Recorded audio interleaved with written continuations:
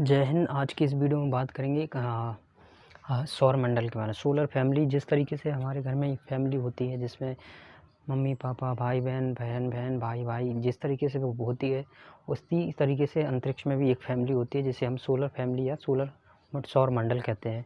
तो चलिए स्टार्ट करते हैं। तो ये सौर मंडल क्या होता है? सौर मंडल इसको बोलते हैं, सौर मंडल में सबसे पहले आता है खगोलीय पिंड। खगोलीय पिंड से इंग्लिश में बोलते हैं कैलेस्ट्रियल बॉडी। ये क्या होता है?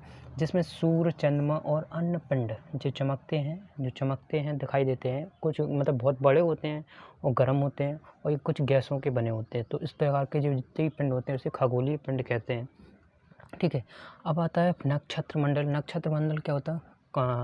कॉन्स्टेलेशन नक्षत्र मंडल। अगर आपने देखा छत पर सो रहे हो और आपने सो रहे हो सितारे में कुछ प्रकार इस प्रकार की आकृति बना दी आपने सोते सोते इस तरीके से कि मतलब किसी ने शिव की मतलब तारों को मतलब जोड़ के शिव की मूर्ति बना दी, कुछ भी बना दिया।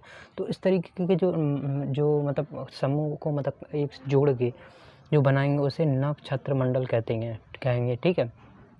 और ध्रुव तारा, पोल स्टार किसे कहते हैं? ध्रुव तारा इसे कहते हैं जैसे आप सीध में खड़े हैं, स्टार 1 2 3 अगर लाइन में मतलब एक ही डायरेक्शन में जितने भी तारे होंगे उसे ध्रुव तारा कहेंगे। तो उसे पोल स्टार कहते हैं, हिंदी में मतलब ध्रुव तारा कहेंगे।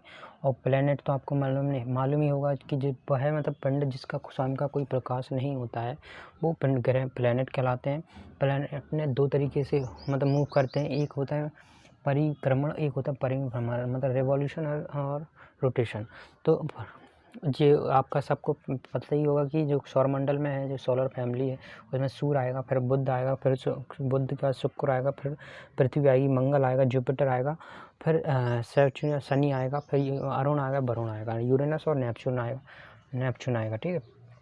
तो सबसे पहले बुध आएगा, ये कि सबसे पास में होता है, और ये मतलब अब 59 डेज लगाता है अपने मतलब अब रोटेशन करने में। और रेवोल्यूशन की जबकि 88 दिन लगता है, मतलब पूरा एक परिक्रमण ऑर्बिटल को कंप्लीट करने में। और शुक्र है, शुक्र फिर आता है। शुक्र के बाद इसको भी मतलब पृथ्वी की जोड़ा हुआ वहन कहा जाता है, क्योंकि ये मतलब पृथ्वी के जैसे सेम आकार की और सेम साइज़ के दिखाई देता है। तो 255 और 243 अक्ष। ठीक है। मतलब इसको 243 दिन अपने अक्ष पर घूमने में लगते हैं, जबकि 255 दिन किसी एक रेवोल्यूशन को कंप्लीट करने में लगते हैं। जब पृथ्वी की अगर बात करें तो पृथ्वी में जो मतलब रोटेशन है वो 1 दिन लगता है, मतलब एक पूरा चक्कर काटने में, अपने अक्ष के परितः घूमने में। मतलब 1 दिन लगेगा, जबकि पूरा रोटेशन करने में, कंप्लीट करने में ये 365 दिन लगेंगे। मंगल ग्रह को मतलब 1 दिन लगता है, इसको भी 1 दिन लगता है। ठीक है। और इसको जो 687 दिन, इसको मतलब पूरी पृथ्वी का परिक्रमण करने में 687 दिन लगेंगे। और इसके मंगल और जुपिटर के बीच में, जो इम्पोर्टेंट है, जो मंगल और जुपिटर के बीच में छोटे छोटे कुछ ग्रह होते हैं, वो क्षुद्र ग्रह बोलते हैं उन्हें। ग्रह के छोटे छोटे मतलब ग्रह के ही टूटे टूटे भाग होते हैं, ये मतलब इनके बीच में ही होते हैं। ठीक है। वो इसको बोलते हैं अपन क्षुद्र ग्रह, टूटे हुए भाग होते हैं। और मून सैटेलाइट है मंगल की, कितनी सैटेलाइट होती हैं? 2 होती हैं। पृथ्वी की कितनी है? 1 सैटेलाइट है, वो भी चंद्रमा। ठीक है। और जुपिटर 11 साल 11 माह लगते हैं, जबकि पूरा मतलब रेवोल्यूशन करने में, जबकि 9 घंटे में सबसे फास्ट ये मूव करता है। ये गैस का बना हुआ होता है। शनि होगा, शनि को मतलब 27 साल 5 माह लगते हैं, जबकि मतलब 10 घंटे में वो अपने अक्ष के परितः घूमते हैं, जबकि इसकी सैटेलाइट है वो 53 है। ठीक है। यूरेनस का अगर बात करें, यूरेनस 2889 इसी डिस्टेंस है यहाँ से, मतलब यहाँ तक की ये डिस्टेंस है यूरेनस। ये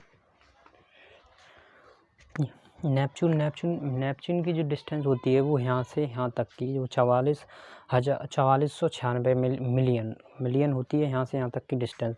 ये भी मतलब गैसों का बना हुआ होता है। मीथेन गैस सबसे ज़्यादा पाई जाती है इसमें। और जबकि अगर देखें, प्रकाश की चाल जो है 3 लाख किलोमीटर पर आवर होती है, प्रकाश की चाल। और जो पृथ्वी से सूर्य से पृथ्वी तक जो आने में 8 मिनट का टाइम लगता है, यहाँ से यहाँ तक आने में 8 मिनट का टाइम लगता है। यहाँ तक प्रकाश को आने में, ठीक है। और उल्कापिंड कहते हैं, इसे मेटेरॉइड कहते हैं। उल्कापिंड मतलब पृथ्वी सूर्य के चारों ओर छोटे-छोटे मतलब पिंड होते हैं या पत्थर टाइप के होते हैं, जो मतलब पृथ्वी की सूर्य के चारों ओर चक्कर लगाते रहते हैं। ये इतनी तेज़ी से गति करते हैं, कई मतलब सेकंड किलोमीटर पर आवर की मतलब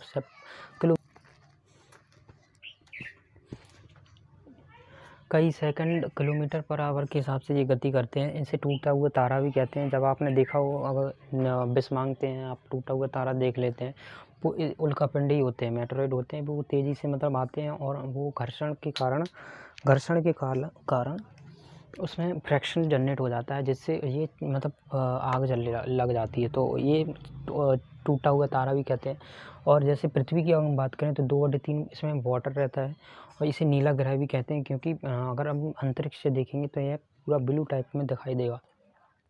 और उपग्रह जो होते हैं, सैटेलाइट, 2 प्रकार के होते हैं। एक आर्टिफिशियल होती है, एक मतलब वो कृत्रिम होती है। जिसे हम बनाते हैं उसे कृत्रिम बोलते हैं। जैसे इनसैट और IRS जो है वो कृत्रिम है, मनुष्य द्वारा बनाई गई है। लेकिन जो आर्टिफिशियल है वो क्या है, मून, जिसे हमने नहीं बनाया। मून जो है वो 27 दिन लगते हैं उसको मतलब पृथ्वी का चक्कर काटने में।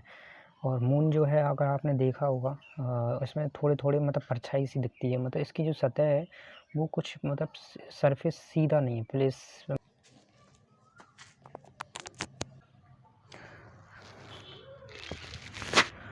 मून है। जो मून की जो सतह है, जैसे कि बताया, मून की जो सतह है वो मतलब बहुत ही मतलब पर्वत टाइप की पाई जाती है। तो मतलब यहाँ पर रहना मुश्किल है। इसकी जो शैडो है वो यहाँ पे मतलब बनाई हुई दिखाई देती है। अगर आप पेरिस्कोप से किसी से देखेंगे तो यहाँ पे आपको पता चलेगा कि मतलब जो इसकी मतलब परछाई है वो मून पर पड़ती है, दिखाई देती है।